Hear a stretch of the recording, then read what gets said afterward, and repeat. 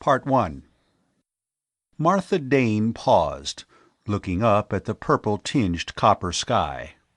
The wind had shifted since noon, while she had been inside, and the dust storm that was sweeping the high deserts to the east was now blowing out over Syrtis. The sun, magnified by the haze, was a gorgeous magenta ball, as large as the sun of Terra, at which she could look directly. Tonight, some of that dust would come sifting down from the upper atmosphere to add another film to what had been burying the city for the last 50,000 years.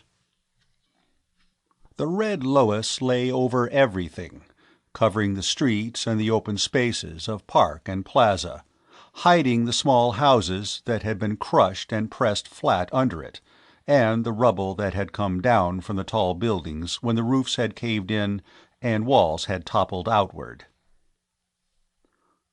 Here, where she stood, the ancient streets were 100 to 150 feet below the surface. The breach they had made in the wall of the building behind her had opened into the 6th story.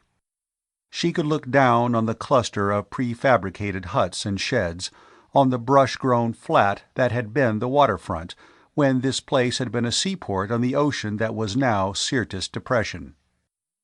Already the bright metal was thinly coated with red dust.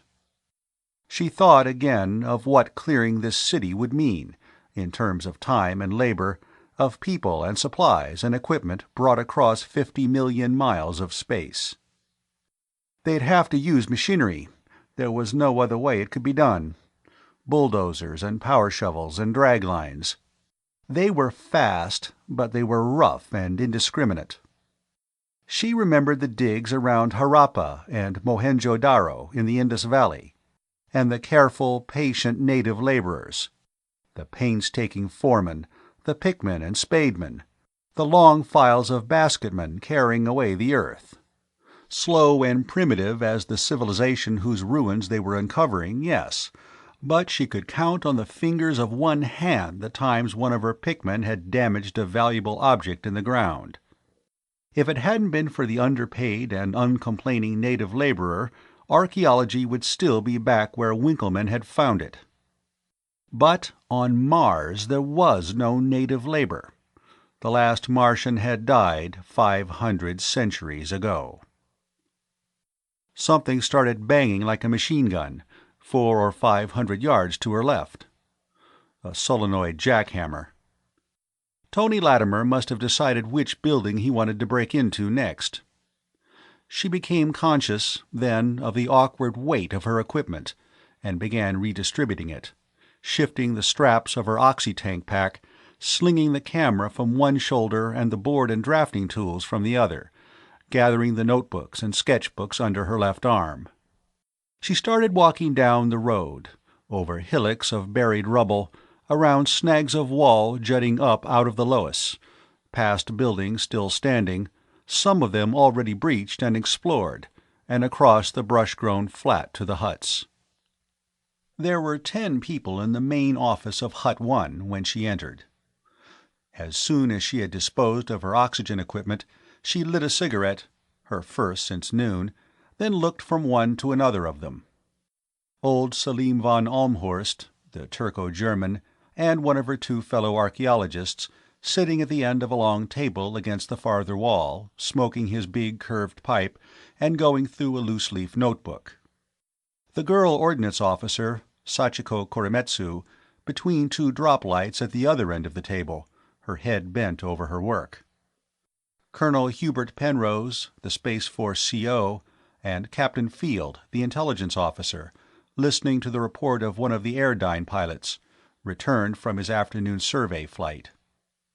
A couple of girl lieutenants from Signals, going over the script of the evening telecast, to be transmitted to the Cyrano, on orbit 5,000 miles off-planet, and relayed from thence to Terra via Lunar. Sid Chamberlain, the Trans-Space News serviceman, was with them. Like Selim and herself, he was a civilian. He was advertising the fact with a white shirt and a sleeveless blue sweater. And Major Lindemann, the engineer officer, and one of his assistants, arguing over some plans on a drafting board. She hoped, drawing a pint of hot water to wash her hands and sponge off her face, that they were doing something about the pipeline. She started to carry the notebooks and sketchbooks over to where Selim von Olmhorst was sitting, and then, as she always did, she turned aside and stopped to watch Sachiko. The Japanese girl was restoring what had been a book 50,000 years ago. Her eyes were masked by a binocular loupe, the black headband invisible against her glossy black hair, and she was picking delicately at the crumbled page with a hair-fine wire set in a handle of copper tubing. Finally, loosening a particle as tiny as a snowflake, she grasped it with the tweezers, placed it on a sheet of transparent plastic on which she was reconstructing the page, and set it with a mist of fixative from a little spray gun. It was sheer joy to watch her. Every movement was as graceful and precise as though done to music, after being rehearsed 100 times. "Hello, Martha. It isn't cocktail time yet, is it?" The girl at the table spoke without raising her head, almost without moving her lips, as though she were afraid that the slightest breath would disturb the flaky stuff in front of her. "No, it's only 15:30. I finished my work over there. I didn't find any more books, if that's good news for you." Sachiko took off the loupe and leaned back in her chair, her palms cupped over her eyes. "No, I like doing this. I call it micro-jigsaw puzzles. This book here really is a mess. Selim found it lying open, with some heavy stuff on top of it. The pages were simply crushed." She hesitated briefly. "If only it would mean something after I did it." There could be a faintly critical overtone to that. As she replied, Martha realized that she was being defensive. "It will, some day. Look how long it took to read Egyptian hieroglyphics, even after they had the Rosetta Stone." Sachiko smiled. "Yes, I know. But they did have the Rosetta Stone." "And we don't. There is no Rosetta Stone, not anywhere on Mars. A whole race, a whole species died while the first Cro-Magnon cave artist was daubing pictures of reindeer and bison, and across 50,000 years and 50 million miles there was no bridge of understanding." "We'll find one. There must be something, somewhere, that will give us the meaning of a few words, and we'll use them to pry meaning out of more words, and so on. We may not live to learn this language, but we'll make a start, and someday somebody will." Sachiko took her hands from her eyes, being careful not to look toward the unshaded light, and smiled again. This time Martha was sure it was not the Japanese smile of politeness, but the universally human smile of friendship. "I hope so, Martha. Really I do. It would be wonderful for you to be the first to do it, and it would be wonderful for all of us to be able to read what these people wrote. It would really bring this dead city to life again." The smile faded slowly. "But it seems so hopeless." "You haven't found any more pictures?" Sachiko shook her head. Not that it would have meant much if she had. They had found hundreds of pictures with captions. They had never been able to establish a positive relationship between any pictured object and any printed word. Neither of them said anything more, and after a moment Sachiko replaced the loupe and bent her head forward over the book. Selim von Olmhorst looked up from his notebook, taking his pipe out of his mouth. "Everything finished over there?" he asked, releasing a puff of smoke.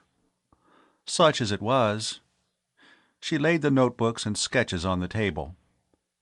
"Captain Jiquel started air-sealing the building from the 5th floor down, with an entrance on the 6th.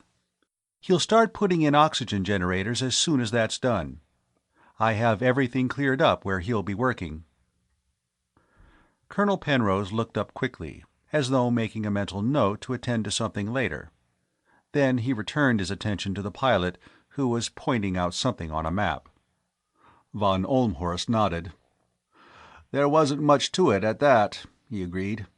"Do you know which building Tony has decided to enter next?" "The tall one with the conical thing, like a candle extinguisher on top, I think. I heard him drilling for the blasting shots over that way." "Well, I hope it turns out to be one that was occupied up to the end." The last one hadn't. It had been stripped of its contents and fittings, a piece of this and a bit of that, haphazardly, apparently, over a long period of time, until it had been almost gutted. For centuries, as it had died, this city had been consuming itself by a process of auto-cannibalism. She said something to that effect. "Yes, we always find that. Except, of course, at places like Pompeii. Have you seen any of the other Roman cities in Italy?" he asked.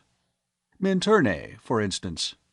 First the inhabitants tore down this to repair that, and then, after they had vacated the city, other people came along and tore down what was left, and burned the stones for lime, or crushed them to mend roads, till there was nothing left but the foundation traces. That's where we are fortunate.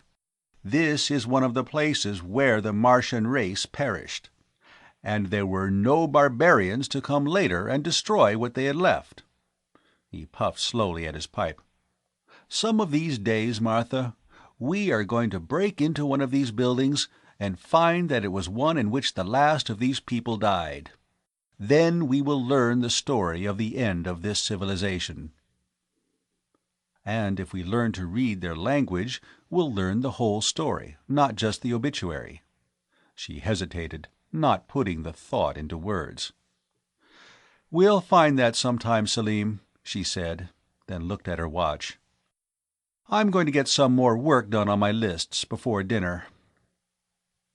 For an instant the old man's face stiffened in disapproval.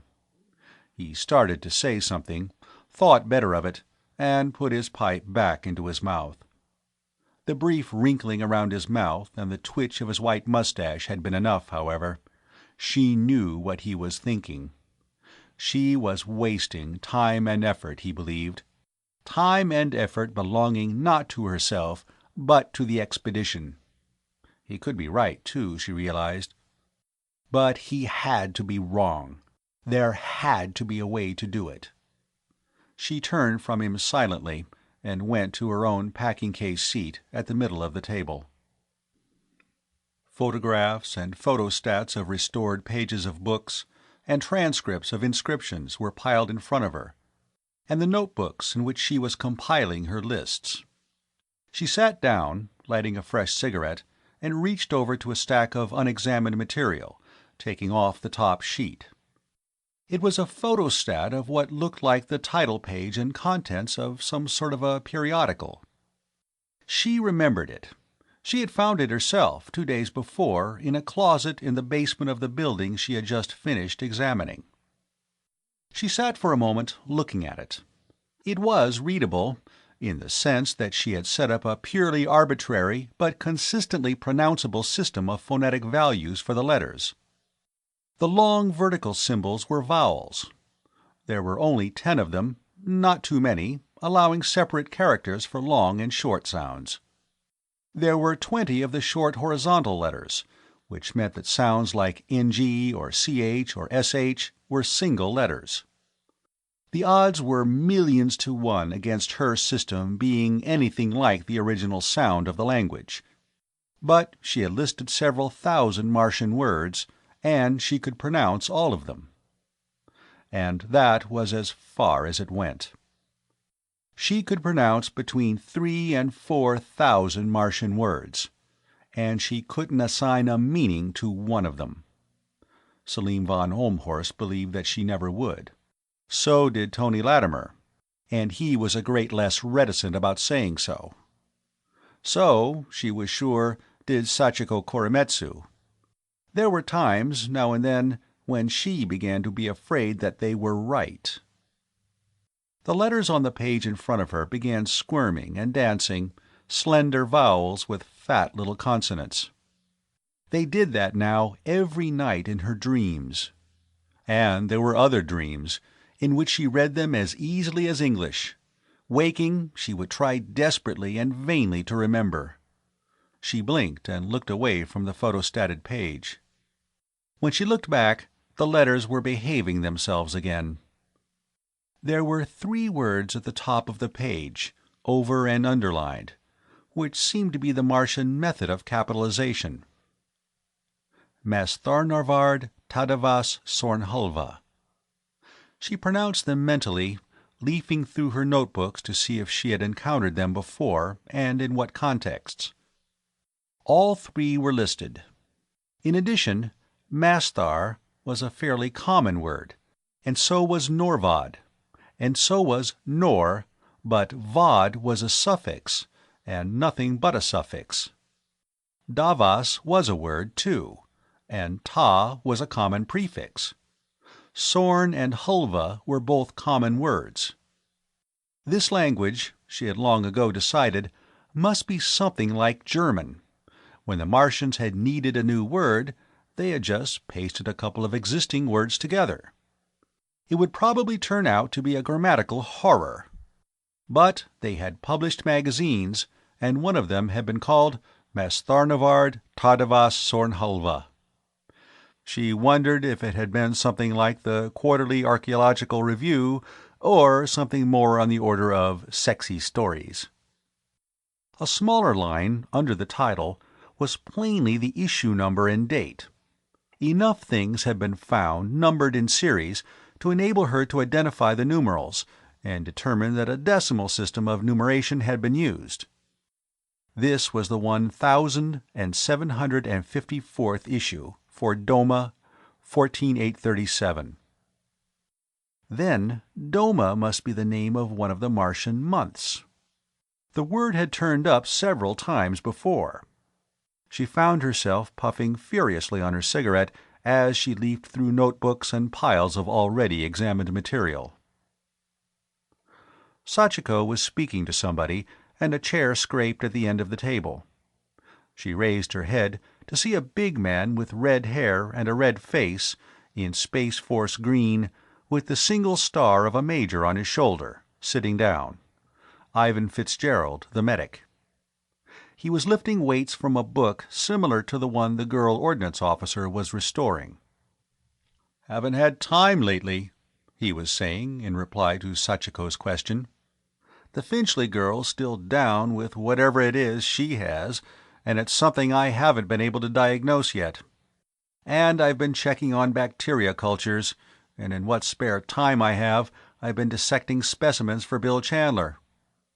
Bill's finally found a mammal. Looks like a lizard, and it's only 4 inches long, but it's a real, warm-blooded, gamogenetic, placental, viviparous mammal. Burrows and seems to live on what pass for insects here." "Is there enough oxygen for anything like that?" Sachiko was asking. "Seems to be, close to the ground." Fitzgerald got the headband of his loupe adjusted and pulled it down over his eyes. "He found this thing in a ravine down on the sea bottom. Ha! This page seems to be intact. Now if I can get it out all in one piece—" He went on talking inaudibly to himself, lifting the page a little at a time and sliding one of the transparent plastic sheets under it, working with minute delicacy. Not the delicacy of the Japanese girl's small hands, moving like the paws of a cat washing her face, but like a steam hammer cracking a peanut. Field archaeology requires a certain delicacy of touch, too, but Martha watched the pair of them with envious admiration. Then she turned back to her own work, finishing the table of contents. The next page was the beginning of the first article listed. Many of the words were unfamiliar. She had the impression that this must be some kind of scientific or technical journal. That could be because such publications made up the bulk of her own periodical reading. She doubted if it were fiction. The paragraphs had a solid, factual look. At length, Ivan Fitzgerald gave a short, explosive grunt. "Ha! Got it." She looked up. He had detached the page and was cementing another plastic sheet onto it. "Any pictures?" she asked. "None on this side. Wait a moment." He turned the sheet. "None on this side, either." He sprayed another sheet of plastic to sandwich the page, then picked up his pipe and relighted it. "I get fun out of this, and it's good practice for my hands, so don't think I'm complaining," he said. "But, Martha, do you honestly think anybody's ever going to get anything out of this?" Sachiko held up a scrap of the silicone plastic the Martians had used for paper with her tweezers. It was almost an inch square. "Look, 3 whole words on this piece," she crowed. "Ivan, you took the easy book." Fitzgerald wasn't being sidetracked. "This stuff's absolutely meaningless," he continued. "It had a meaning 50,000 years ago, when it was written, but it has none at all now." She shook her head. "Meaning isn't something that evaporates with time," she argued. "It has just as much meaning now as it ever had. We just haven't learned how to decipher it." "That seems like a pretty pointless distinction." Selim von Ohlmhorst joined the conversation. "There no longer exists a means of deciphering it." "We'll find one." She was speaking, she realized, more in self-encouragement than in controversy. "How? From pictures and captions? We've found captioned pictures, and what have they given us? A caption is intended to explain the picture, not the picture to explain the caption. Suppose some alien to our culture found a picture of a man with a white beard and mustache sawing a billet from a log. He would think the caption meant, 'Man sawing wood.' How would he know that it was really Wilhelm II in exile at Durn?" Sachiko had taken off her loupe and was lighting a cigarette. "I can think of pictures intended to explain their captions," she said. "These picture language books, the sort we use in the service. Little line drawings, with a word or phrase under them." "Well, of course, if we found something like that," von Ohlmhorst began. "Michael Ventris found something like that, back in the 50s. Hubert Penrose's voice broke in from directly behind her. She turned her head. The colonel was standing by the archeologist's table. Captain Field and the Airdyne pilot had gone out. "He found a lot of Greek inventories of military stores," Penrose continued. "They were in Cretan Linear B script, and at the head of each list was a little word, a sword or a helmet or a cooking tripod or a chariot wheel. That's what gave him the key to the script." "Colonel's getting to be quite an archaeologist," Fitzgerald commented. "We're all learning each other's specialties on this expedition." "I heard about that long before this expedition was even contemplated." Penrose was tapping a cigarette on his gold case. "I heard that back before the 30 Days' War, at intelligence school, when I was a lieutenant. As a feat of cryptanalysis, not an archaeological discovery." "Yes, cryptanalysis," von Ohlmhorst pounced. "The reading of a known language in an unknown form of writing. Ventris's lists were in the known language, Greek. Neither he nor anybody else ever read a word of the Cretan language until the finding of the Greek-Cretan bilingual in 1963. Because only with a bilingual text, one language already known, can an unknown ancient language be learned. And what hope, I ask you, have we of finding anything like that here?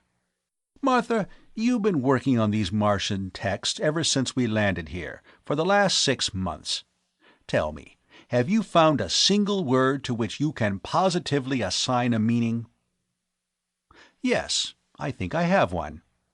She was trying hard not to sound too exultant. "Doma. It's the name of one of the months of the Martian calendar." "Where did you find that?" von Ohlmhorst asked. "And how did you establish?" "Here." She picked up the photostat and handed it along the table to him. "I'd call this the title page of a magazine." He was silent for a moment, looking at it. "Yes, I would say so, too. Have you any of the rest of it?" "I'm working on the first page of the first article, listed there." "Wait till I see. Yes, here's all I found, together, here." She told him where she had gotten it. "I just gathered it up at the time and gave it to Geoffrey and Rosita to photostat. This is the first I've really examined it."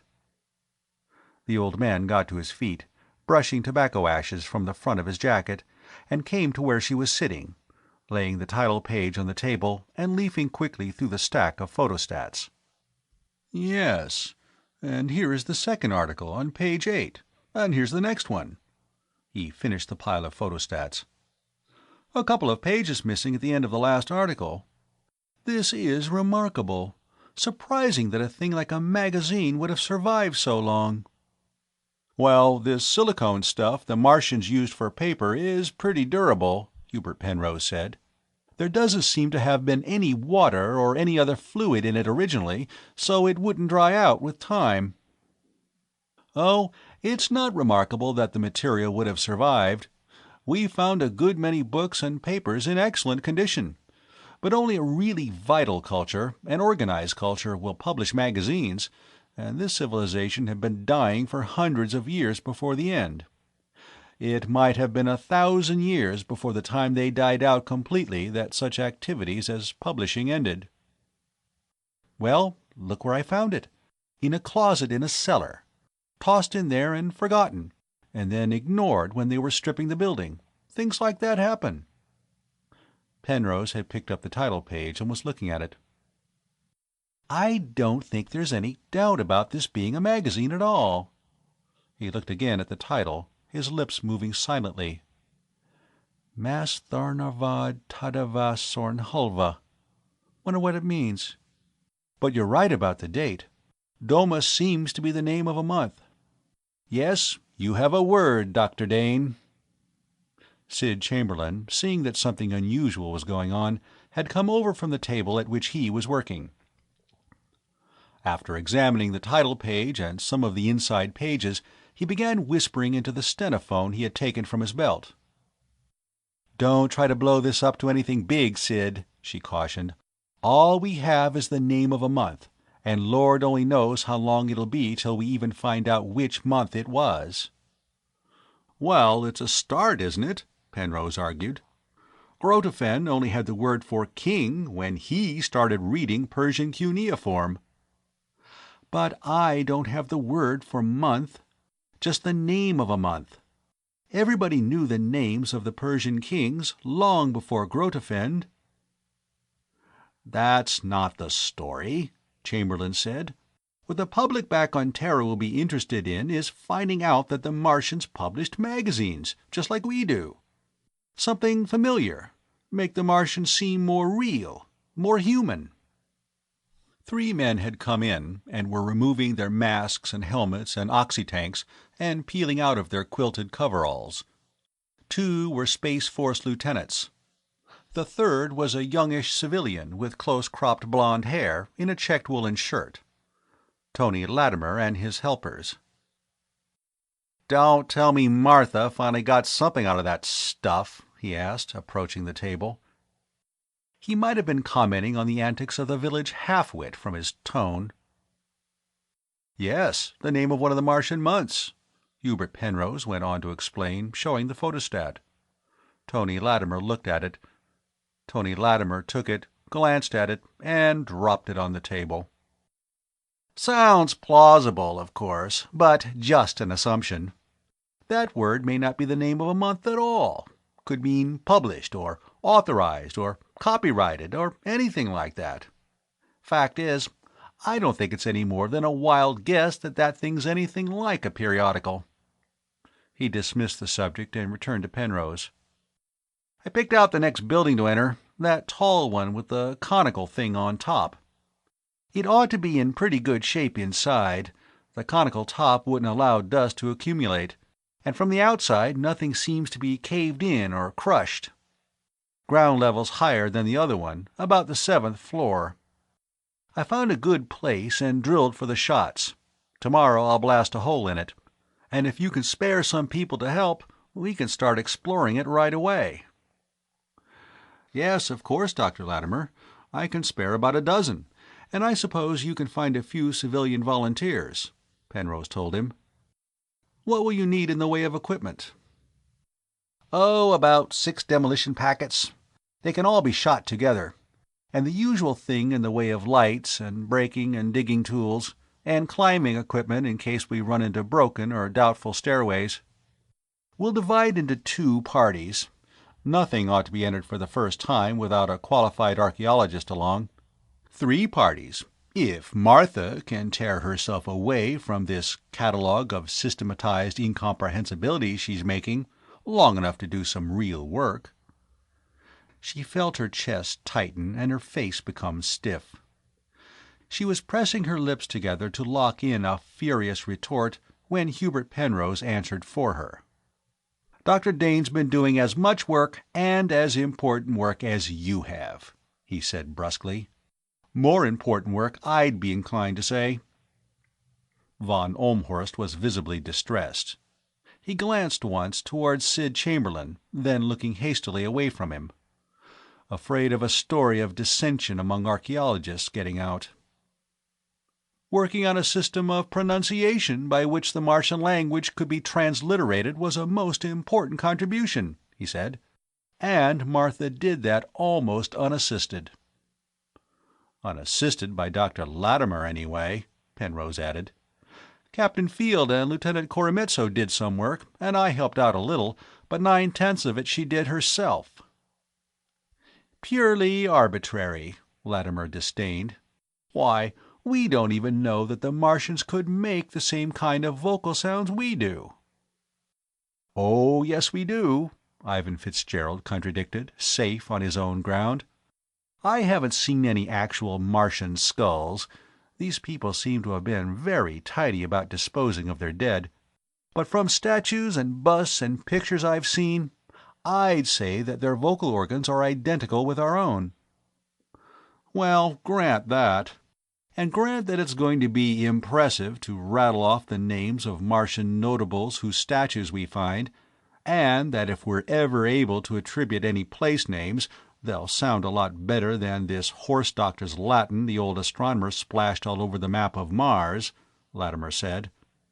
"What I object to is her wasting time on this stuff, of which nobody will ever be able to read a word if she fiddles around with those lists till there's another 100 feet of Lois on this city, when there's so much real work to be done, and we're as short-handed as we are." That was the first time that had come out in just so many words. She was glad Lattimer had said it and not Selim von Olmhorst. "What you mean," she retorted, "is that it doesn't have the publicity value that digging up statues has." For an instant she could see that the shot had scored. Then Lattimer, with a side glance at Chamberlain, answered. "What I mean is that you're trying to find something that any archaeologist, yourself included, should know doesn't exist. I don't object to your gambling your professional reputation and making a laughing-stock of yourself. What I object to is that the blunders of one archaeologist discredit the whole subject in the eyes of the public." That seemed to be what worried Lattimer most. She was framing a reply when the communication outlet whistled shrilly and then squawked. "Cocktail time! 1 hour to dinner! Cocktails in the library! Hut 4! The library, which was also lounge, recreation room, and general gathering place, was already crowded. Most of the crowd was at the long table topped with sheets of glass-like plastic that had been wall panels out of one of the ruined buildings. She poured herself what passed, here, for a martini, and carried it over to where Selim von Olmhorst was sitting alone. For a while they talked about the building they had just finished exploring, then drifted into reminiscences of their work on Terra. Von Ohlmhorst's in Asia Minor with the Hittite Empire, and hers in Pakistan, excavating the cities of the Harappa civilization. They finished their drinks. The ingredients were plentiful, alcohol and flavoring extracts synthesized from Martian vegetation, and von Ohlmhorst took the 2 glasses to the table for refills. "You know, Martha," he said when he returned, "Tony was right about one thing. You are gambling your professional standing and reputation. It's against all archaeological experience that a language so completely dead as this one could be deciphered. There was a continuity between all the other ancient languages. By knowing Greek, Champollion learned to read Egyptian. By knowing Egyptian, Hittite was learned. That's why you and your colleagues have never been able to translate the Harappa hieroglyphics. No such continuity existed there. If you insist that this utterly dead language can be read, your reputation will suffer for it." "I heard Colonel Penrose say once that an officer who's afraid to risk his military reputation seldom makes much of a reputation. It's the same with us. If we really want to find things out, we have to risk making mistakes. And I'm a lot more interested in finding things out than I am in my reputation." She glanced across the room to where Tony Lattimer was sitting with Gloria Standish, talking earnestly, while Gloria sipped one of the counterfeit martinis and listened. Gloria was the leading contender for the title of Miss Mars 1996, if you liked big-bosomy blondes. But Tony would have been just as attentive to her if she looked like the Wicked Witch in The Wizard of Oz, because Gloria was the Pan-Federation telecast system commentator with the expedition. "I know you are," the old Turco-German was saying. "That's why, when they asked me to name another archaeologist for this expedition, I named you." He hadn't named Tony Lattimer. Lattimer had been pushed onto the expedition by his university. There had been a lot of high-level string-pulling to that. She wished she knew the whole story. She managed to keep clear of universities and university politics. All her digs had been sponsored by non-academic foundations or art museums. "You have an excellent standing, much better than my own at your age. That's why it disturbs me to see you jeopardizing it by this insistence that the Martian language can be translated. I can't, really, see how you can hope to succeed." She shrugged and drank some more of her cocktail, then lit another cigarette. It was getting tiresome to try to verbalize something she only felt. "Neither do I, now, but I will.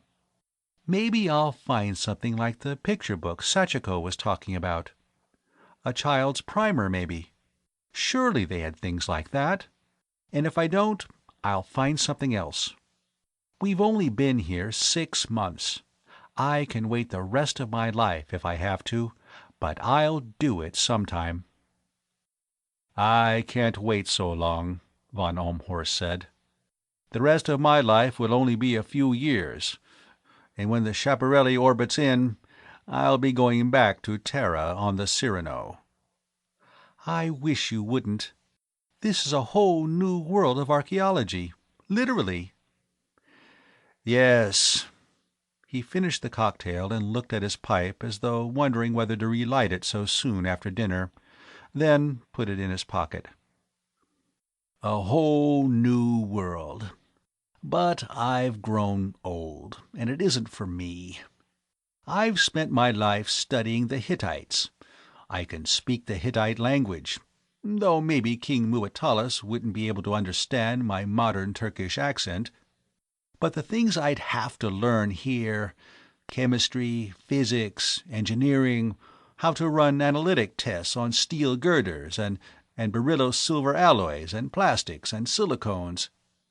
I'm more at home with a civilization that rode in chariots and fought with swords and was just learning how to work iron.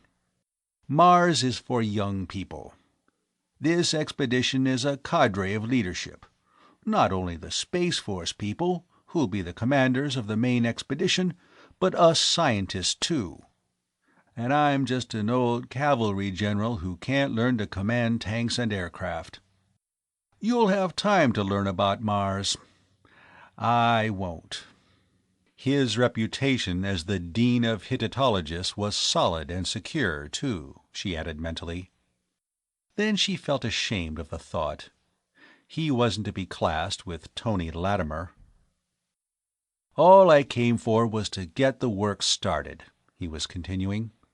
"The Federation government felt that an old hand should do that. Well, it's started now. You and Tony and whoever come out on the Schiaparelli must carry it on. You said it yourself. You have a whole new world. This is only one city of the last Martian civilization. Behind this you have the late upland culture and the canal builders, and all the civilizations and races and empires before them, clear back to the Martian Stone Age." He hesitated for a moment. "You have no idea what all you have to learn, Martha. This isn't the time to start specializing too narrowly." Part 2. They all got out of the truck and stretched their legs, and looked up the road to the tall building with the queer conical cap askew on its top. The four little figures that had been busy against its wall climbed into the jeep and started back slowly, the smallest of them, Sachiko Koremitsu, paying out an electric cable behind. When it pulled up beside the truck, they climbed out. Sachiko attached the free end of the cable to a nuclear-electric battery. At once, dirty gray smoke and orange dust puffed out from the wall of the building, and a second later the multiple explosion banged. She and Tony Lattimer and Major Lindemann climbed onto the truck, leaving the jeep stand by the road. When they reached the building, a satisfyingly wide breach had been blown in the wall. Lattimer had placed his shots between two of the windows. They were both blown out along with the wall between, and lay unbroken on the ground. Martha remembered the first building they had entered. A Space Force officer had picked up a stone and thrown it at one of the windows, thinking that would be all they'd need to do. It had bounced back. He had drawn his pistol. They'd all carried guns then, on the principle that what they didn't know about Mars might easily hurt them, and fired 4 shots. The bullets had ricocheted, screaming thinly. There were 4 coppery smears of jacket metal on the window, and a little surface spalling. Somebody tried a rifle. The 4,000-foot-second bullet had cracked the glass-like pane without penetrating. An oxyacetylene torch had taken an hour to cut the window out. The lab crew aboard the ship were still trying to find out just what the stuff was. Tony Lattimer had gone forward and was sweeping his flashlight back and forth, swearing petulantly, his voice harshened and amplified by his helmet speaker. "I thought I was blasting into a hallway. This lets us into a room. Careful, there's about a 2-foot drop to the floor, and a lot of rubble from the blast just inside." He stepped down through the breach. The others began dragging equipment out of the trucks. Shovels and picks and crowbars and sledges, portable floodlights, cameras, sketching materials, an extension ladder, even alpinist ropes and crampons and pickaxes. Hubert Penrose was shouldering something that looked like a surrealist machine gun, but which was really a nuclear-electric jackhammer. Martha selected one of the spike-shod mountaineer's ice axes, with which she could dig or chop or poke or pry, or help herself over rough footing. The windows, grimed and crusted with 50 millennia of dust, filtered in a dim twilight. Even the breach in the wall, in the morning shade, lighted only a small patch of floor. Somebody snapped on a floodlight, aiming it at the ceiling. The big room was empty and bare. Dust lay thick on the floor and reddened the once white walls. It could have been a large office, but there was nothing left in it to indicate its use. "This one's been stripped up to the 7th floor," Lattimer exclaimed. "Street level'll be cleaned out completely." "Due for living quarters and shops, then," Lindemann said. "Added to the others, this'll take care of everybody on the Schiaparelli." "Seem to have been a lot of electric or electronic apparatus over along this wall," one of the Space Force officers commented. 10 or 12 electric outlets." He brushed the dusty wall with his glove, then scraped on the floor with his foot. "I can see where things were pried loose." The door, one of the double sliding things the Martians had used, was closed. Selim von Olmhorst tried it, but it was stuck fast. The metal latch parts had frozen together, molecule bonding itself to molecule since the door had last been closed. Hubert Penrose came over with the jackhammer, fitted a spear-point chisel into place. He set the chisel in the joint between the doors, bracing the hammer against his hip, and squeezed the trigger switch. The hammer banged briefly, like the weapon it resembled, and the doors popped a few inches apart, then stuck. Enough dust had worked into the recesses into which it was supposed to slide to block it on both sides. That was old stuff. They ran into it every time they had to force a door, and they were prepared for it. Somebody went outside and brought in a power jack, and finally one of the doors inched back into the door jamb. That was enough to get the lights and equipment through. They all passed from the room into the hallway beyond. About half the other doors were open. Each had a number and a single word, Darfhulva, over it. One of the civilian volunteers, a woman professor of natural ecology from Penn State University, was looking up and down the hall. "You know," she said, "I feel at home here. I think this was a college of some sort, and these were classrooms. That word up there, that was the subject taught, or the department. And those electronic devices, all where the class would face them. Audiovisual teaching aids." "A 25-story university?" Lattimer scoffed. "Why, a building like this would handle 30,000 students." "Maybe there were that many. This was a big city in its prime," Martha said, moved chiefly by a desire to oppose Lattimer. "Yes, but think of the snafu in the halls every time they change classes. It'd take half an hour to get everybody back and forth from one floor to another." He turned to von Olmhorst. "I'm going up above this floor. This place has been looted clean up to here, but there's a chance there may be something above," he said. "I'll stay on this floor at present," the Turco-German replied. "There'll be much coming and going, and dragging things in and out. We should get this completely examined and recorded first. Then Major Lindemann's people can do their worst here." "Well, if nobody else wants it, I'll take the downstairs," Martha said. "I'll go along with you," Hubert Penrose told her.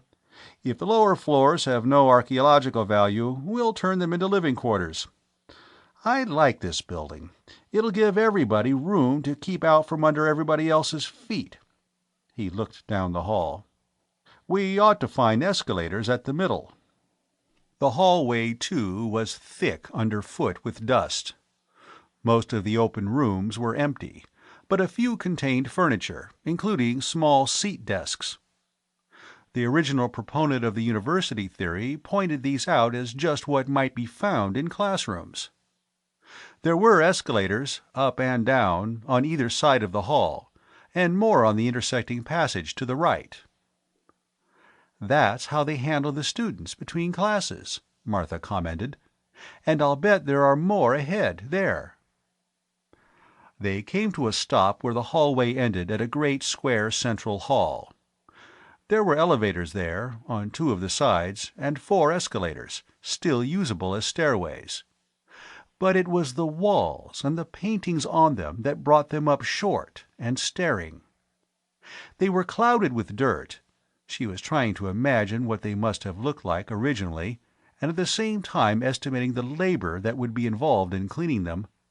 but they were still distinguishable, as was the word Darfhulva, in golden letters above each of the 4 sides. It was a moment before she realized, from the murals, that she at last had found a meaningful Martian word. They were a vast historical panorama, clockwise around the room. A group of skin-clad savages squatting around a fire, hunters with bows and spears, carrying a carcass of an animal slightly like a pig. Nomads riding long-legged, graceful mounts like hornless deer. Peasants sowing and reaping, mud-walled hut villages and cities. Processions of priests and warriors, battles with swords and bows, and with cannon and muskets. Galleys and ships with sails, and ships without visible means of propulsion, and aircraft. Changing costumes and weapons and machines and styles of architecture. A richly fertile landscape gradually merging into barren deserts and bushlands, the time of the great planet-wide drought. The canal builders, men with machines recognizable as steam shovels and derricks, digging and quarrying and driving across the empty plains with aqueducts. More cities, seaports on the shrinking oceans, dwindling, half-deserted cities, an abandoned city with 4 tiny humanoid figures and a thing like a combat car in the middle of a brush-grown plaza, they and their vehicle dwarfed by the huge lifeless buildings around them. She had not the least doubt. Darfhulva was history. "Wonderful," von Ohlmhorst was saying. "The entire history of this race.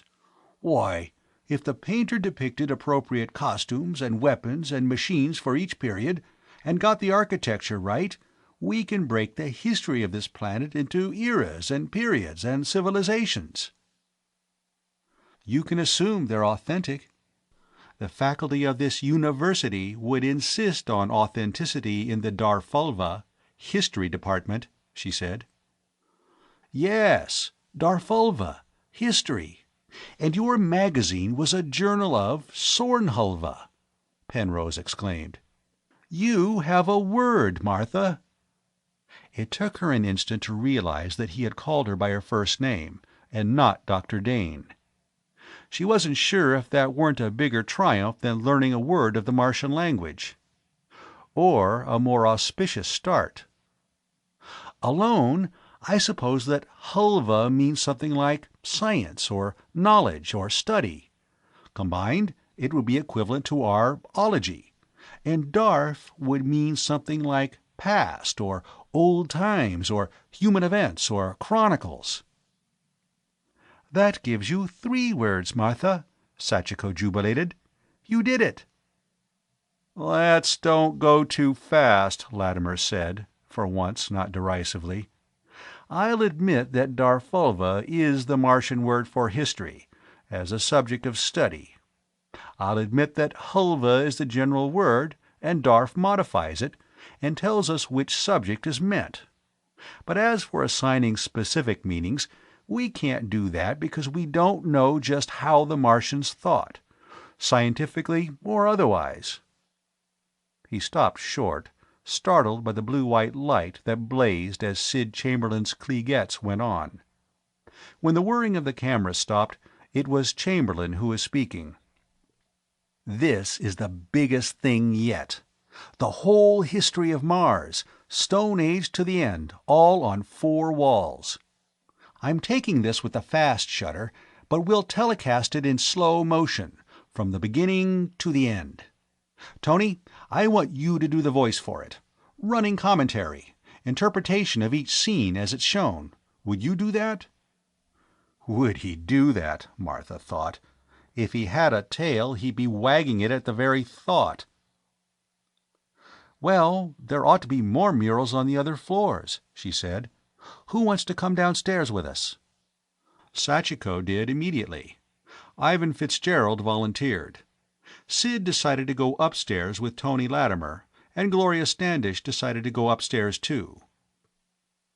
Most of the party would remain on the 7th floor to help Selim von Ohlmhorst get it finished. After poking tentatively at the escalator with the spike of her ice axe, Martha led the way downward. The 6th floor was Darfulva, too, military and technological history from the character of the murals. They looked around the central hall and went down to the 5th. It was like the floors above, except that the big quadrangle was stacked with dusty furniture and boxes. Ivan Fitzgerald, who was carrying the floodlight, swung it slowly around. Here the murals were of heroic-sized Martians, so human in appearance as to seem members of her own race, each holding some object, a book or a test tube, or some bit of scientific apparatus. And behind them were scenes of laboratories and factories, flame and smoke, lightning flashes. The word at the top of each of the 4 walls was the one with which she was already familiar, Sornhulva. "Hey, Martha, there's that word," Ivan Fitzgerald exclaimed. "The one in the title of your magazine." He looked at the paintings.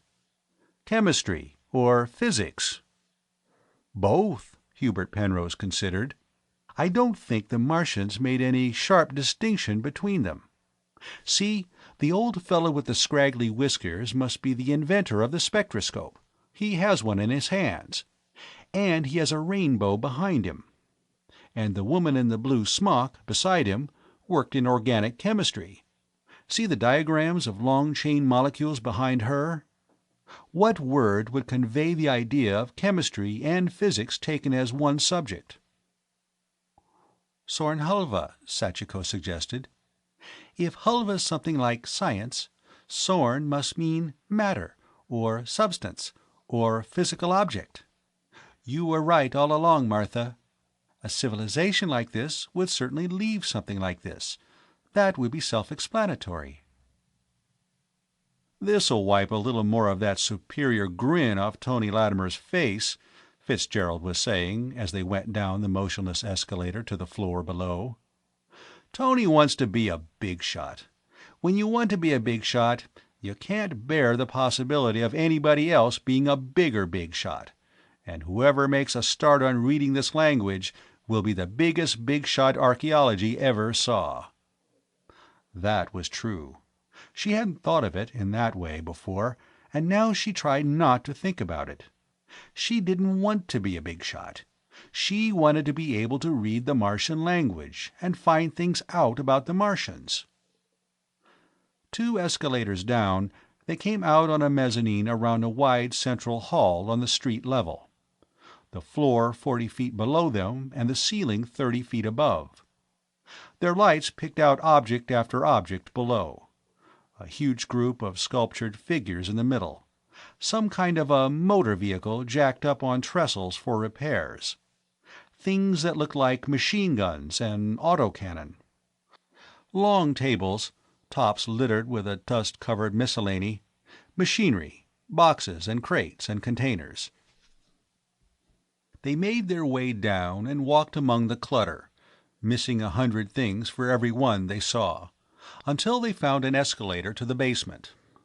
There were 3 basements, one under another, until at last they stood at the bottom of the last escalator, on a bare concrete floor, swinging the portable floodlight over stacks of boxes and barrels and drums, and heaps of powdery dust. The boxes were plastic. Nobody ever found anything made of wood in the city. And the barrels and drums of metal or glass or some glass-like substance. They were outwardly intact. The powdery heaps might have been anything organic, or anything containing fluid. Down here, where wind and dust could not reach, evaporation had been the only force of destruction, after the minute life that caused putrefaction had vanished. They found refrigeration rooms, too, and using Martha's ice axe and the pistol-like vibratool Sachiko carried on her belt, they pounded and pried one open, to find desiccated piles of what had been vegetables, and leathery chunks of meat.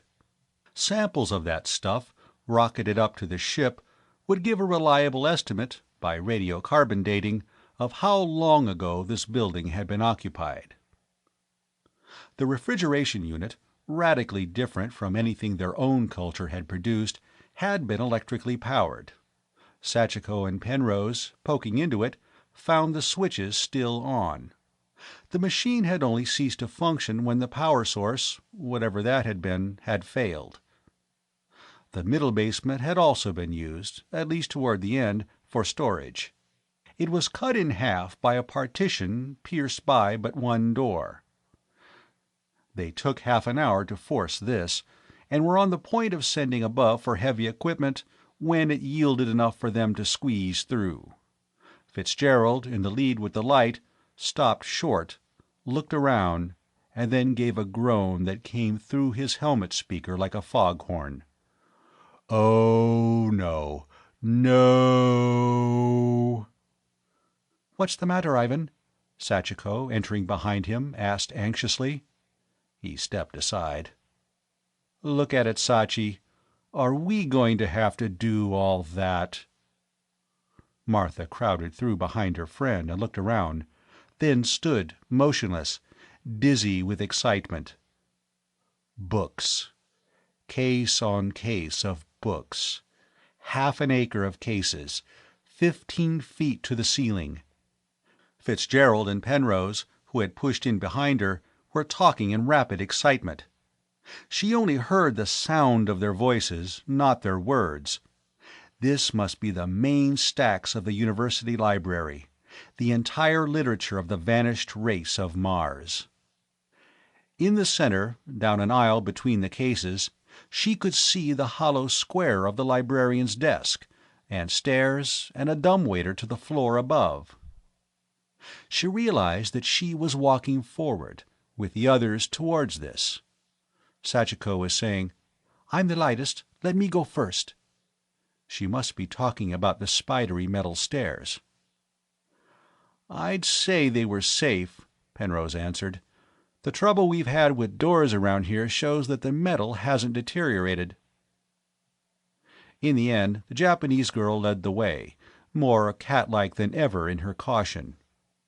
The stairs were quite sound, in spite of their fragile appearance, and they all followed her. The floor above was a duplicate of the room they had entered, and seemed to contain about as many books. Rather than waste time forcing the door here, they returned to the middle basement and came up by the escalator down which they had originally descended. The upper basement contained kitchens, electric stoves, some with pots and pans still on them, and a big room that must have been, originally, the students' dining room, though when last used it had been a workshop. As they expected, the library reading room was on the street-level floor, directly above the stacks. It seemed to have been converted into a sort of common living area for the building's last occupants. An adjoining auditorium had been made into a chemical works. There were vats and distillation apparatus, and a metal fractionating tower that extended through a hole knocked in the ceiling 70 feet above. A good deal of plastic furniture of the sort they had been finding everywhere in the city was stacked about, some of it broken up, apparently for reprocessing. The other rooms on the street floor seemed also to have been devoted to manufacturing and repair work. A considerable industry, along a number of lines, must have been carried on here for a long time after the university had ceased to function as such. On the second floor they found a museum. Many of the exhibits remained, tantalizingly half visible in grimed glass cases. There had been administrative offices there, too. The doors of most of them were closed, and they did not waste time trying to force them, for those that were open had been turned into living quarters. They made notes and rough floor plans to guide them in future more thorough examination. It was almost noon before they had worked their way back to the 7th floor. Selim von Olmhorst was in a room on the north side of the building, sketching the position of things before examining them and collecting them for removal. He had the floor checkerboarded with a grid of chalked lines, each numbered. "We have everything on this floor photographed," he said. "I have 3 gangs, all the floodlights I have, sketching and making measurements. At the rate we're going, with time out for lunch, we'll be finished by the middle of the afternoon." "You've been working fast." "Evidently you aren't being high church about a qualified archaeologist entering rooms first," Penrose commented. "Ah, childishness," the old man exclaimed impatiently. "These officers of yours aren't fools. All of them have been to intelligence school and criminal investigation school. Some of the most careful amateur archaeologists I ever knew were retired soldiers or policemen. But there isn't much work to be done. Most of the rooms are either empty or like this one, a few bits of furniture and broken trash and scraps of paper. Did you find anything down on the lower floors?" "Well, yes," Penrose said, a hint of mirth in his voice. "What would you say, Martha?" She started to tell Selim. The others, unable to restrain their excitement, broke in with interruptions. Von Ohlmhorst was staring in incredulous amazement. "But this floor was looted almost clean, and the buildings we've entered before were all looted from the street level up," he said at length. "The people who looted this one lived here," Penrose replied. "They had electric power to the last. We found refrigerators full of food, and stoves with the dinner still on them. They must have used the elevators to haul things down from the upper floor. The whole first floor was converted into workshops and laboratories. I think that this place must have been something like a monastery in the Dark Ages in Europe, or what such a monastery would have looked like if the Dark Ages had followed the fall of a highly developed scientific civilization. For one thing, we found a lot of machine guns and light autocannon on the street level, and all the doors were barricaded. The people here were trying to keep a civilization running after the rest of the planet had gone back to barbarism. I suppose they'd have to fight off raids by the barbarians now and then." "You're not going to insist on making this building into expedition quarters, I hope, Colonel?" von Ohlmhorst asked anxiously. "Oh, no. This place is an archaeological treasure house. More than that, from what I saw, our technicians can learn a lot here. But you'd better get this floor cleaned up as soon as you can, though. I'll have the subsurface part, from the 6th floor down, air-sealed. Then we'll put in oxygen generators and power units and get a couple of the elevators into service. For the floors above, we can use temporary air sealing floor by floor, and portable equipment. When we have things atmosphered and lighted and heated, you and Martha and Tony Lattimer can go work systematically, and in comfort, and I'll give you all the help I can spare from the other work. This is one of the biggest things we've found yet." Tony Lattimer and his companions came down to the 7th floor a little later. "I don't get this at all," he began as soon as he joined them. "This building wasn't stripped the way the others were. Always, the procedure seems to have been to strip from the bottom up. But they seem to have stripped the top floors first here. All but the very top. I found out what that conical thing is, by the way. It's a wind rotor, and under it there's an electric generator. This building generated its own power." "What sort of condition are the generators in?" Penrose asked. "Well, everything's full of dust that blew in under the rotor, of course, but it looks to be in pretty good shape. Hey, I'll bet that's it. They had power, so they used the elevator to haul stuff down. That's just what they did. Some of the floors above here don't seem to have been touched, though." He paused momentarily. Back of his oxy mask, he seemed to be grinning. "I don't know that I ought to mention this in front of Martha, but 2 floors above, we hit a room. It must have been the reference library for one of the departments. They had close to 500 books in it." The noise that interrupted him, like the squawking of a Brobdingnagian parrot, was only Ivan Fitzgerald laughing through his helmet speaker. Part 3. Lunch at the huts was a hasty meal, with a gabble of full-mouthed and excited talking. Hubert Penrose and his chief subordinates snatched their food in a huddled consultation at one end of the table. In the afternoon, work was suspended on everything else, and the 50-odd men and women of the expedition concentrated their efforts on the university. By the middle of the afternoon, the seventh floor had been completely examined, photographed, and sketched, and the murals in the square central hall covered with protective tarpaulins. And Laurent Gicquel and his air-sealing crew had moved in and were at work. It had been decided to seal the central hall at the entrances. It took the French-Canadian engineer most of the afternoon to find all the ventilation ducts and plug them. An elevator shaft on the north side was found reaching clear to the 25th floor. This would give access to the top of the building. Another shaft, from the center, would take care of the floors below.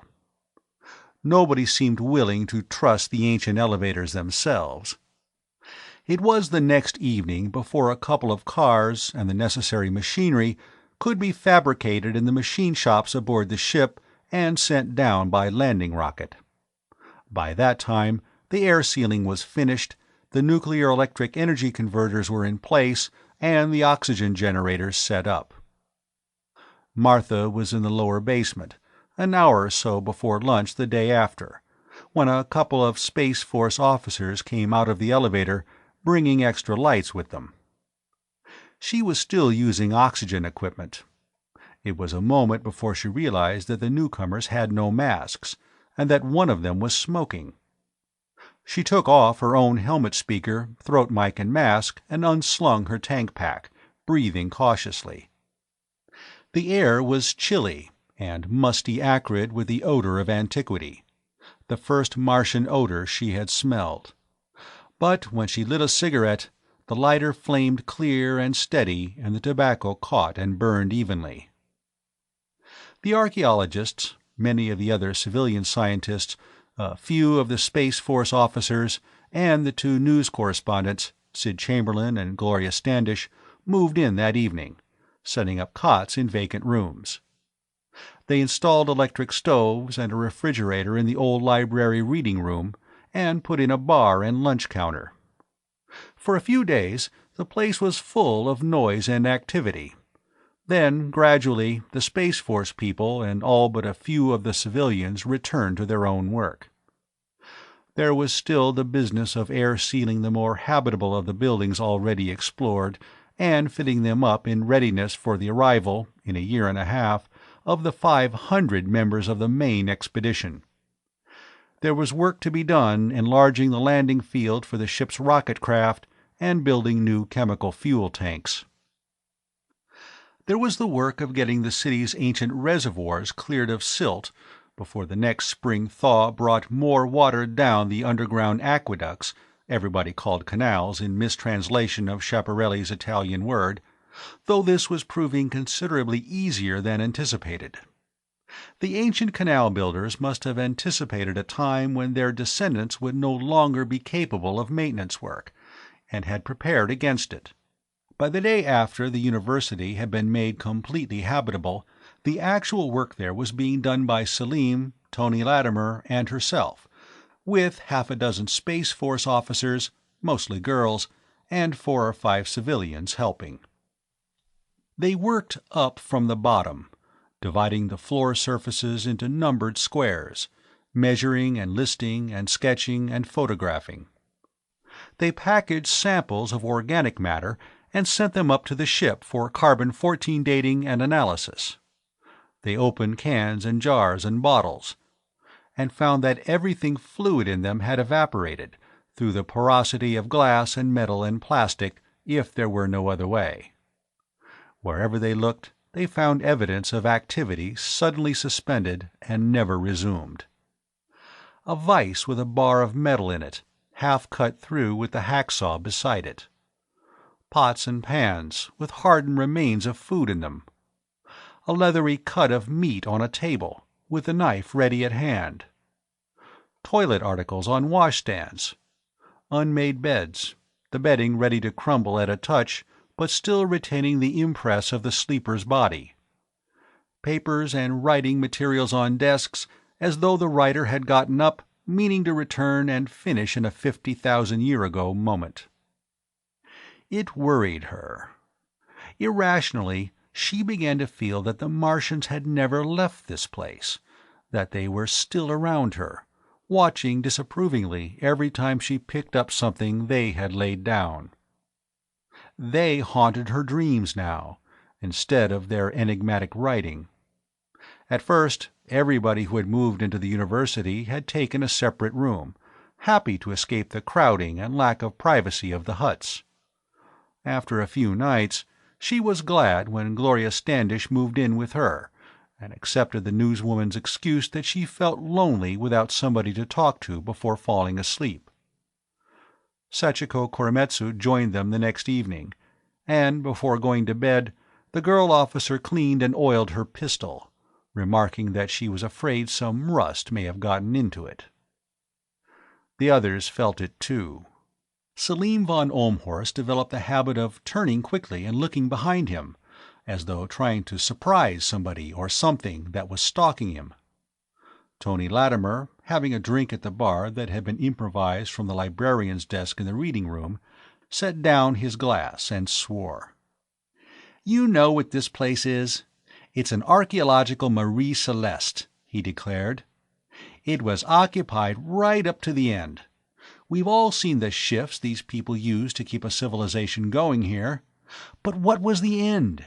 What happened to them? Where did they go?" "You didn't expect them to be waiting out front with a red carpet and a big banner, 'Welcome Terrans,' did you, Tony?" Gloria Standish asked. "No, of course not. They've all been dead for 50,000 years. But if they were the last of the Martians, why haven't we found their bones at least? Who buried them after they were dead?"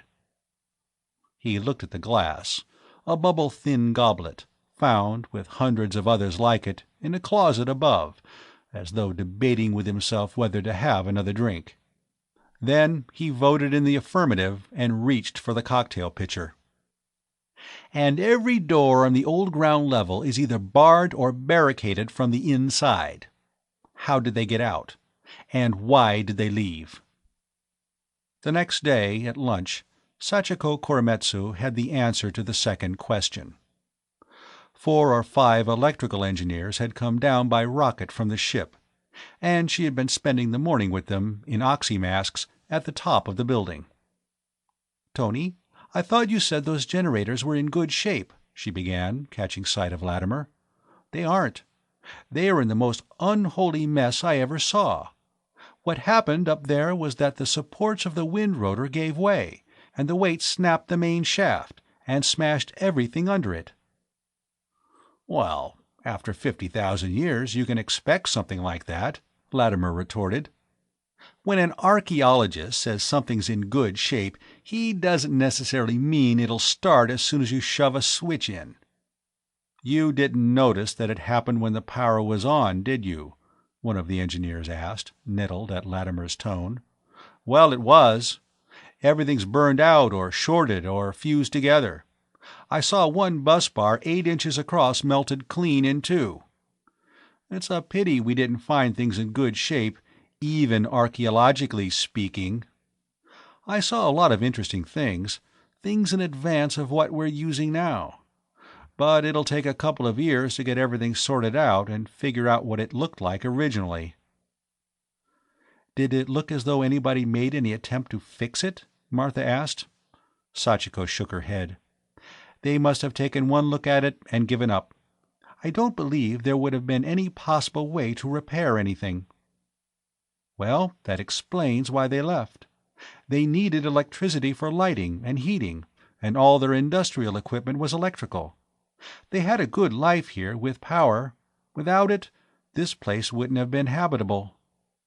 "Then why did they barricade everything from the inside? And how did they get out?" Lattimer wanted to know. "To keep other people from breaking in and looting. Last man out probably barred the last door and slid down a rope from upstairs," von Olmhorst suggested. "This Houdini trick doesn't worry me too much. We'll find out eventually." "Yes, about the time Martha starts reading Martian," Lattimer scoffed. "That may be just when we'll find out," von Ohlmhorst replied seriously. "It wouldn't surprise me if they left something in writing when they evacuated this place." "Are you really beginning to treat this pipe dream of hers as a serious possibility, Selim?" Lattimer demanded. "I know, it would be a wonderful thing, but wonderful things don't happen just because they're wonderful. Only because they're possible, and this isn't. Let me quote that distinguished Hittitologist Johannes Friedrich. 'Nothing can be translated out of nothing.' Or that later, but not less distinguished Hittitologist Selim von Ohlmhorst. 'When are you going to get your bilingual?' Friedrich lived to see the Hittite language deciphered and read," von Ohlmhorst reminded him. "Yes, when they found Hittite-Assyrian bilinguals." Lattimer measured a spoonful of coffee powder into his cup and added hot water. "Martha, you ought to know, better than anybody, how little chance you have. You've been working for years in the Indus Valley. How many words of Harappa have you or anybody else ever been able to read?" "We never found a university with a 500,000-volume library at Harappa or Mohenjo-Daro." "And the first day we entered this building, we established meanings for several words," Selim von Ohlmhorst added. "And you've never found another meaningful word since," Lattimer added. "And you're only sure of general meaning, not specific meaning of word elements.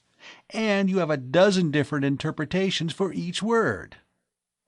"We made a start," von Ohlmhorst maintained. "We have Grotefen's word for king. But I'm going to read some of those books over there if it takes me the rest of my life here. It probably will, anyhow." "You mean you've changed your mind about going home on the Cyrano?" Martha asked. "You'll stay on here?" The old man nodded. "I can't leave this. There's too much to discover. The old dog will have to learn a lot of new tricks, but this is where my work will be from now on." Lattimer was shocked. "You're nuts!" he cried. "You mean you're going to throw away everything you've accomplished in Hittitology and start all over again here on Mars? Martha, if you've talked him into this crazy decision, you're a criminal." "Nobody talked me into anything," von Ohlmhorst said roughly. "And as for throwing away what I've accomplished in Hittitology, I don't know what the devil you're talking about. Everything I know about the Hittite Empire is published and available to anybody. Hittitology's like Egyptology. It stopped being research and archaeology and become scholarship and history. And I'm not a scholar or a historian. I'm a pick-and-shovel field archaeologist, a highly skilled and specialized grave robber and junk picker. And there's more pick-and-shovel work on this planet than I could do in 100 lifetimes. This is something new.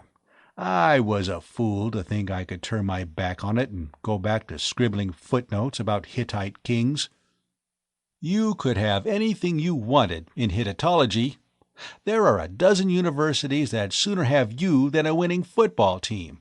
But no, you have to be the top man in Martiology, too. You can't leave that for anybody else." Lattimer shoved his chair back and got to his feet, leaving the table with an oath that was almost a sob of exasperation. Maybe his feelings were too much for him. Maybe he realized, as Martha did, what he had betrayed. She sat, avoiding the eyes of the others, looking at the ceiling, as embarrassed as though Lattimer had flung something dirty on the table in front of them. Tony Lattimer had, desperately, wanted Selim to go home on the Cyrano. Martiology was a new field. If Selim entered it, he would bring with him the reputation he already built in Hittitology, automatically stepping into the leading role that Lattimer had coveted for himself. Ivan Fitzgerald's words echoed back to her. "When you want to be a big shot, you can't bear the possibility of anybody else being a bigger big shot." His derision of her own efforts became comprehensible, too. It wasn't that he was convinced that she would never learn to read the Martian language. He had been afraid that she would. Part 4. Ivan Fitzgerald finally isolated the germ that had caused the Finchley girl's undiagnosed illness. Shortly afterward, the malady turned into a mild fever, from which she recovered. Nobody else seemed to have caught it. Fitzgerald was still trying to find out how the germ had been transmitted. They found a globe of Mars, made when the city had been a seaport. They located the city, and learned that its name had been Kukan, or something with a similar vowel-consonant ratio. Immediately, Sid Chamberlain and Gloria Standish began giving their telecasts a Kukan dateline, and Hubert Penrose used the name in his official reports. They also found a Martian calendar. The year had been divided into 10 more or less equal months, and one of them had been Doma. Another month was Nor, and that was part of the name of the scientific journal Martha had found. Bill Chandler, the zoologist, had been going deeper and deeper into the old sea bottom of Syrtis. 400 miles from Kukan, and at 15,000 feet lower altitude, he shot a bird. At least, it was a something with wings and what were almost but not quite feathers, though it was more reptilian than avian in general characteristics. He and Ivan Fitzgerald skinned and mounted it, and then dissected the carcass almost tissue by tissue. About 7/8 of its body capacity was lungs. It certainly breathed air containing at least half enough oxygen to support human life, or 5 times as much as the air around Kukan. That took the center of interest away from archaeology, and started a new burst of activity. All the expedition's aircraft, 4 jetacopters and 3 wingless airdyne reconnaissance fighters, were thrown into intensified exploration of the lower sea bottoms, and the bioscience boys and girls were wild with excitement and making new discoveries on each flight. The university was left to Salim and Martha and Tony Lattimer, the latter keeping to himself while she and the old Turco-German worked together. The civilian specialists in other fields and the Space Force people who had been holding tape lines and making sketches and snapping cameras were all flying to lower Syrtis to find out how much oxygen there was and what kind of life it supported. Sometimes Sachiko dropped in. Most of the time she was busy helping Ivan Fitzgerald dissect specimens. They had 4 or 5 species of what might loosely be called birds, and something that could easily be classed as a reptile, and a carnivorous mammal the size of a cat with bird-like claws, and a herbivore almost identical with the pig-like thing in the big Darfhulva mural, and another like a gazelle with a single horn in the middle of its forehead. The high point came when one party, at 30,000 feet below the level of Kukan, found breathable air. One of them had a mild attack of soroche and had to be flown back for treatment in a hurry, but the other showed no ill effects. The daily newscasts from Terra showed a corresponding shift in interest at home. The discovery of the university had focused attention on the dead past of Mars. Now the public was interested in Mars as a possible home for humanity. It was Tony Lattimer who brought archaeology back into the activities of the expedition and the news at home. Martha and Salim were working in the museum on the 2nd floor, scrubbing the grime from the glass cases, noting contents, and grease-penciling numbers. Lattimer and a couple of Space Force officers were going through what had been the administrative offices on the other side. It was one of these, a young second lieutenant, who came hurrying in from the mezzanine, almost bursting with excitement. "Hey, Martha! Dr. von Olmhorst!" he was shouting. "Where are you? Tony's found the Martians!" Salim dropped his rag back in the bucket. She laid her clipboard on top of the case beside her. "Where?" they asked together. "Over on the north side. The lieutenant took hold of himself and spoke more deliberately. "Little room, back of one of the old faculty offices. Conference room. It was locked from the inside, and we had to burn it down with a torch. That's where they are. 18 of them, around a long table." Gloria Standish, who had dropped in for lunch, was on the mezzanine, fairly screaming into a radiophone extension. "Dozen and a half of them! Well, of course they're dead! What a question! They look like skeletons covered with leather. No, I do not know what they died of." "Well, forget it. I don't care if Bill Chandler's found a 3-headed hippopotamus. Sid, don't you get it? We found the Martians!" She slammed the phone back on its hook, rushing away ahead of them. Martha remembered the closed door. On the first survey, they hadn't attempted opening it. Now it was burned away at both sides, and lay, still hot along the edges, on the floor of the big office room in front. A floodlight was on in the room inside, and Lattimer was going around looking at things while a Space Force officer stood by the door. The center of the room was filled by a long table. In armchairs around it sat the 18 men and women who had occupied the room for the last 50 millennia. There were bottles and glasses on the table in front of them, and, had she seen them in dimmer light, she would have thought they were merely dozing over their drinks. One had a knee hooked over his armchair and was curled in a fetus-like sleep. Another had fallen forward onto the table, arms extended, the emerald set of a ring twinkling dully on one finger. Skeletons covered with leather, Gloria Standish had called them, and so they were. Faces like skulls, arms and legs like sticks, the flesh shrunken onto the bones under it.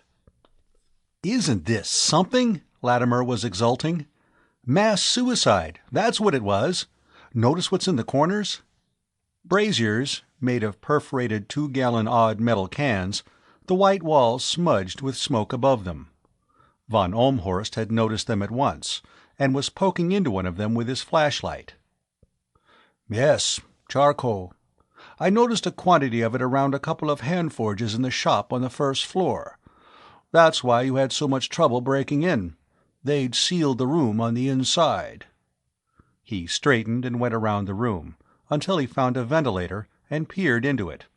"Stuffed with rags. They must have been all that were left here. Their power was gone, and they were old and tired, and all around them their world was dying. So they just came in here and lit the charcoal and sat drinking together till they all fell asleep. Well, we know what became of them now, anyhow." Sid and Gloria made the most of it. The Terran public wanted to hear about Martians, and if live Martians couldn't be found, a room full of dead ones was the next best thing. Maybe an even better thing. It had been only 60-odd years since the Orson Welles invasion scare. Tony Lattimer, the discoverer, was beginning to cash in on his attentions to Gloria and his ingratiation with Sid. He was always either making voice and image talks for telecast or listening to the news from the home planet. Without question, he had become, overnight, the most widely known archaeologist in history. "Not that I'm interested in all this for myself," he disclaimed, after listening to the telecast from Terra 2 days after his discovery. "But this is going to be a big thing for Martian archaeology. Bring it to the public attention. Dramatize it. Salim, can you remember when Lord Carnarvon and Howard Carter found the tomb of Tutankhamun?" "In 1923? I was 2 years old then," von Holmhorst chuckled. "I really don't know how much that publicity ever did for Egyptology. Oh, the museums did devote more space to Egyptian exhibits, and after a museum department head gets a few extra showcases, you know how hard it is to make him give them up. And for a while, it was easier to get financial support for new excavations. But I don't know how much good all this public excitement really does in the long run." "Well, I think one of us should go back on the Cyrano when the Schiaparelli orbits in," Lattimer said. "I'd hoped it would be you. Your voice would carry the most weight. But I think it's important that one of us go back to present the story of our work, and what we've accomplished and what we hope to accomplish, to the public and to the universities and the learned societies, and to the federal government. There will be a great deal of work that will have to be done. We must not allow the other scientific fields and the so-called practical interest to monopolize public and academic support. So, I believe I shall go back at least for a while and see what I can do. Lectures. The organization of a Society of Martian Archaeology, with Anthony Lattimer, Ph.D., the logical candidate for the chair. Degrees, honors, the deference of the learned, and the adulation of the lay public. Positions with impressive titles and salaries. Sweet are the uses of publicity. She crushed out her cigarette and got to her feet. Well, I still have the final list of what we found in Helhulva, biology, department to check over. I'm starting on Sornhulva tomorrow, and I want that stuff in shape for the expert evaluation. That was the sort of thing Tony Lattimer wanted to get away from, the detail work and the drudgery. Let the infantry do the slogging through the mud. The brass hats got the medals. Part 5. She was halfway through the 5th floor a week later, and was having midday lunch in the reading room on the 1st floor when Hubert Penrose came over and sat down beside her, asking her what she was doing. She told him. "I wonder if you could find me a couple of men for an hour or so," she added. "I'm stopped by a couple of jammed doors at the central hall. Lecture room and library, if the layout of that floor is anything like the ones below it." "Yes, I'm a pretty fair doorbuster myself." He looked around the room. "There's Jeff Miles. He isn't doing much of anything. And we'll put Sid Chamberlain to work for a change, too. The 4 of us ought to get your doors open." He called to Chamberlain, who was carrying his tray over to the dishwasher. "Oh, Sid, you doing anything for the next hour or so?" "I was going up to the 4th floor to see what Tony's doing." "Forget it. Tony's bagged his season limit of Martians. I'm going to help Martha bust in a couple of doors. We'll probably find a whole cemetery full of Martians." Chamberlain shrugged. "Why not? A jammed door can have anything back of it, and I know what Tony's doing. Just routine stuff." Jeff Miles, the Space Force captain, came over, accompanied by one of the lab crew from the ship who had come down on the rocket the day before. "This ought to be up your alley, Mort," he was saying to his companion. "Chemistry and physics department. Want to come along?" The lab man, Mort Tranter, was willing. Seeing the sights was what he'd come down from the ship for. She finished her coffee and cigarette, and they went out into the hall together, gathered equipment, and rode the elevator to the 5th floor. The lecture hall door was the nearest. They attacked it first. With proper equipment and help, it was no problem, and in 10 minutes they had it open wide enough to squeeze through with the floodlights. The room inside was quite empty, and like most of the rooms behind closed doors, comparatively free from dust.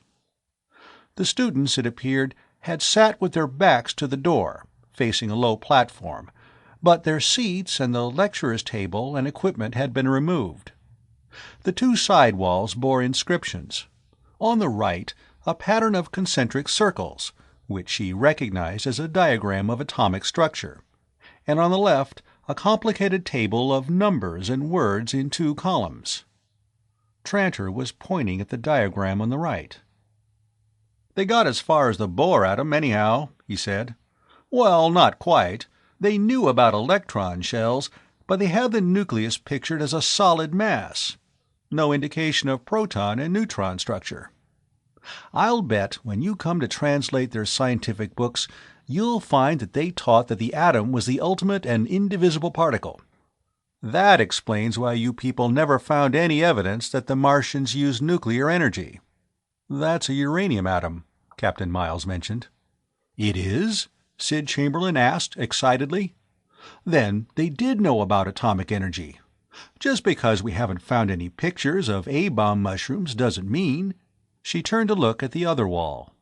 Sid's signal reactions were setting away from him again. Uranium meant nuclear power to him, and the two words were interchangeable. As she studied the arrangement of the numbers and words, she could hear Tranter saying, "Nuts, Sid. We knew about uranium a long time before anybody found out what could be done with it. Uranium was discovered on Terra in 1789 by Klaproth." There was something familiar about the table on the left wall. She tried to remember what she had been taught in school about physics and what she had picked up by accident afterward. The second column was a continuation of the first. There were 46 items in each item numbered consecutively. "Probably used uranium because it's the largest of the natural atoms," Penrose was saying. "The fact that there's nothing beyond it there shows that they hadn't created any of the transuranics. A student could go to that thing and point out the outer electron of any of the 92 elements." 92. That was it. There were 92 items in the table on the left wall. Hydrogen was number 1, she knew. 1, Sarfaldsorn. Helium was 2. That was Tyrfaldsorn. She couldn't remember which element came next, but in Martian it was Sarfaldavas. Sorn must mean matter or substance then, and Davas. She was trying to think of what it could be. She turned quickly to the others, catching hold of Hubert Penrose's arm with one hand and waving her clipboard with the other. "Look at this over here," she was clamoring excitedly. "Tell me what you think it is. Could it be a table of the elements?" They all turned to look. Mort Tranter stared at it for a moment. "Could be.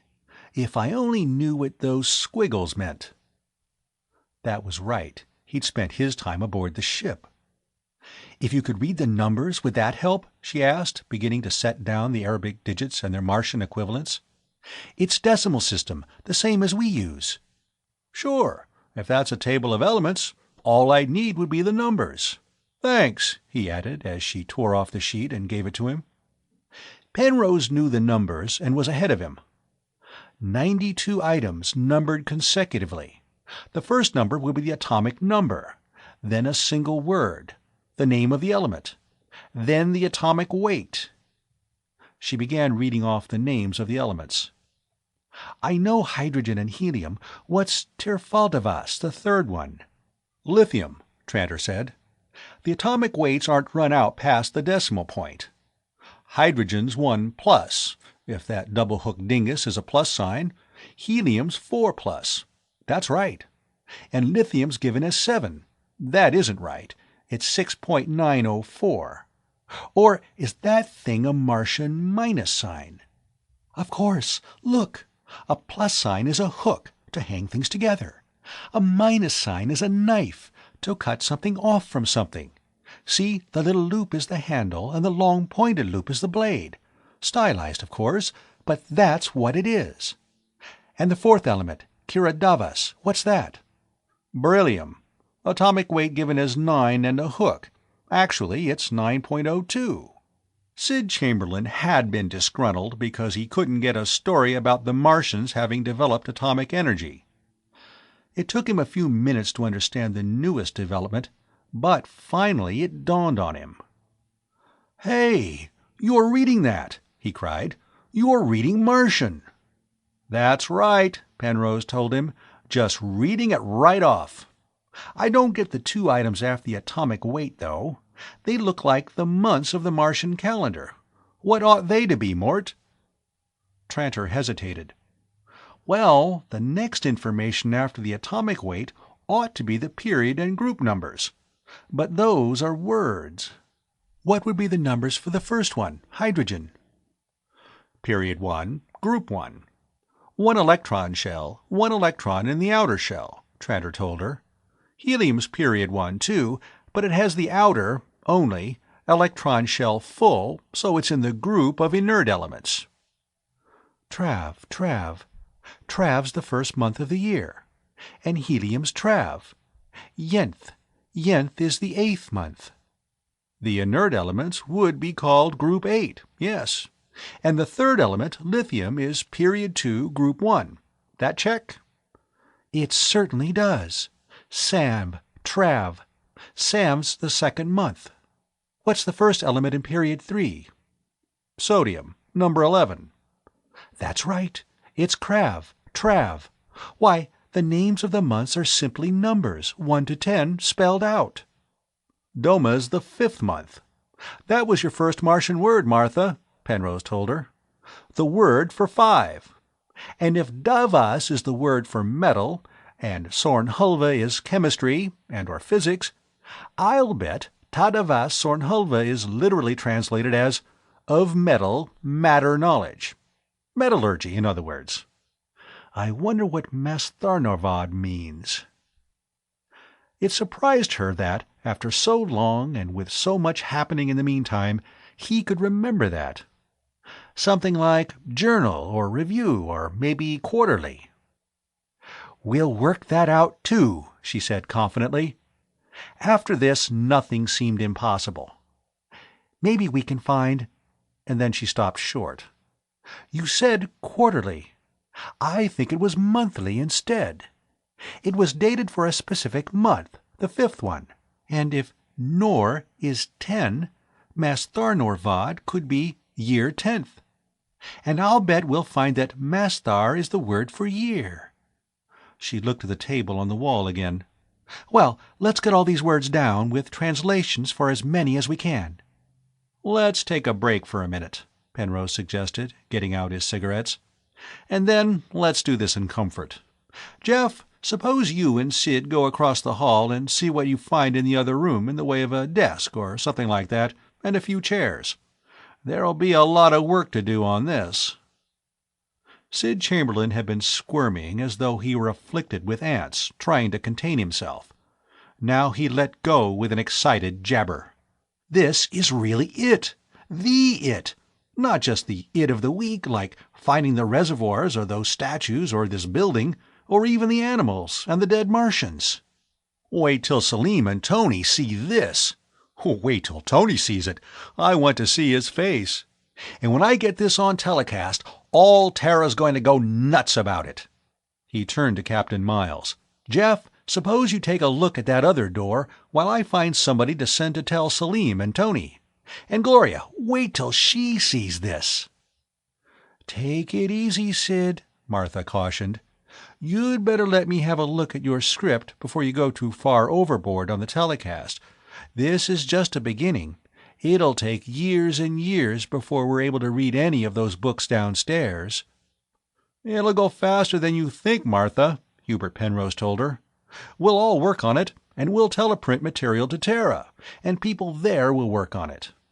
We'll send them everything we can work out, and copies of books, and copies of your word lists." And there would be other tables.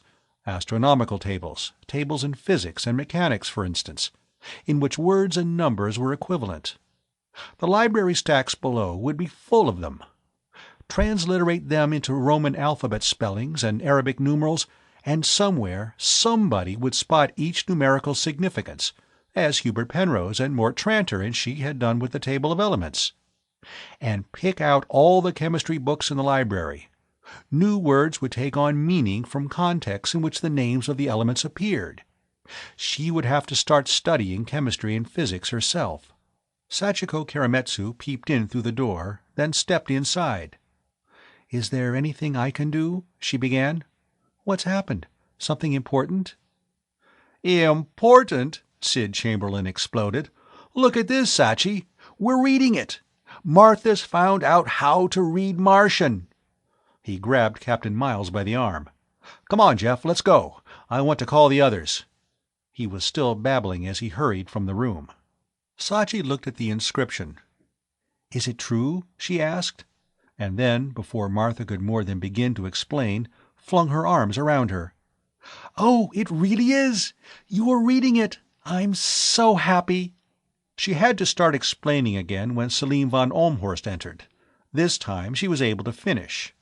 "But, Martha, can you be really sure? You know by now that learning to read this language is as important to me as it is to you, but how can you be so sure that those words really mean things like hydrogen and helium and boron and oxygen? How do you know that their table of elements was anything like ours?" Tranter and Penrose and Sachiko all looked at him in amazement. That isn't just the Martian table of elements. That's the table of elements. It's the only one there is. Mort Tranter almost exploded. Look, hydrogen has 1 proton and 1 electron. If it had more of either, it wouldn't be hydrogen. It'd be something else. And the same with all the rest of the elements. And hydrogen on Mars is the same as hydrogen on Terra, or on Alpha Centauri, or in the next galaxy. You just set up those numbers in that order, and any first-year chemistry student could tell you what elements they represented, Penrose said. Could if he expected to make a passing grade, that is. The old man shook his head, slowly, smiling. I'm afraid I wouldn't make a passing grade. I didn't know, or at least didn't realize that. One of the things I'm going to place an order for, to be brought on the Schiaparelli, will be a set of primers in chemistry and physics, of the sort intended for a bright child of 10 or 12. It seems that a martiologist has to learn a lot of things the Hittites and the Assyrians never heard about. Tony Lattimer, coming in, caught the last part of the explanation. He looked quickly at the walls, and having found out just what had happened, advanced and caught Martha by the hand. You really did it, Martha. You found your bilingual. I never believed that it would be possible. Let me congratulate you. He probably expected that to erase all the jibes and sneers of the past. If he did, he could have it that way. His friendship would mean as little to her as his derision, except that his friends had to watch their backs and his knife. But he was going home on the Cyrano to be a big shot. Or had this changed his mind for him again? This is something we can show the world, to justify any expenditure of time and money on Martian archaeological work.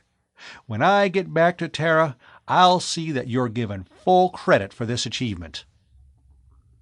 On Terra, her back and his knife would be out of her watchfulness. We won't need to wait that long, Hubert Penrose told him dryly. I'm sending off an official report tomorrow. You can be sure Dr. Dane will be given full credit, not only for this, but for her previous work, which made it possible to exploit this discovery. And, you might add, work done in spite of the doubts and discouragements of her colleagues, Selim von Olmhorst said, to which I am ashamed to have to confess my own share.